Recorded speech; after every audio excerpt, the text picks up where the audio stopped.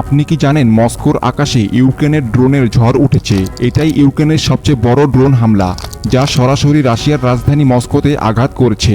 কি ঘটেছে, কেন এই হামলা এবং এর প্রভাব কতটা ভয়াবহ? আজকের প্রতিবেদনটি এসব নিয়েই। গত মঙ্গলবার ইউক্রেন থেকে আসা ড্রোন আক্রমণ মস্কো অঞ্চলে সবচেয়ে বড় হামলা চালায়।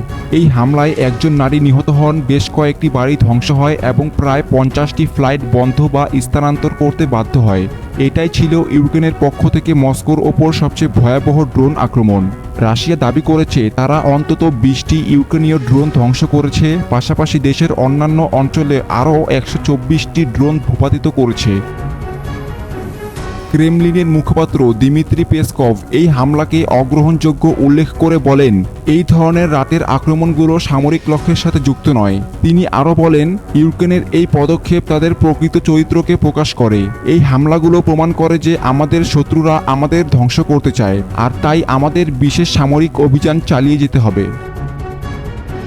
ইউক্রেনের পক্ষ থেকে এখনও আনুষ্ঠানিক কোনো প্রতিক্রিয়া আসেনি, তবে রাশিয়া দাবি করেছে যে কিয়েভের 46টি ড্রোনের মধ্যে 38টি ভূপাতিত করেছে। ইউক্রেন বলেছে রাশিয়া বারবার তাদের শক্তি অবকাঠামোতে হামলা চালাচ্ছে, বিশেষ করে শীতের সময় যখন দেশের 80%-এর বেশি শক্তি অবকাঠামো ক্ষতিগ্রস্ত হয়েছে। মার্কিন পররাষ্ট্রমন্ত্রী অ্যান্টনি ব্লিংকেন এবং ব্রিটিশ পররাষ্ট্রমন্ত্রী ডেভিড ল্যামি ইউক্রেন সফরের কথা ঘোষণা করেছেন।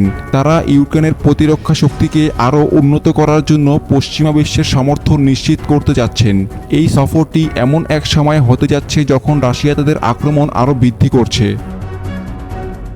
রাশিয়ার প্রেসিডেন্ট ভলোদিমির পুতিন এই ধরনের আক্রমণকে সন্ত্রাসবাদ বলে আখ্যায়িত করেছেন এবং তিনি প্রতিশোধ নেওয়ার অঙ্গীকার করেছেন। এই পরিস্থিতি কি আরও অবনতির দিকে যাচ্ছে? বিশেষ করে ড্রোন যুদ্ধের মাধ্যমে দুই দেশই এখন নিজের আধিপত্য বিস্তারে লিপ্ত। ভবিষ্যতে এই সংঘাত আরও কতটা গুরুতর রূপ নিতে পারে সেটি এখন দেখার বিষয়। Sujon Hossain, international war and politics.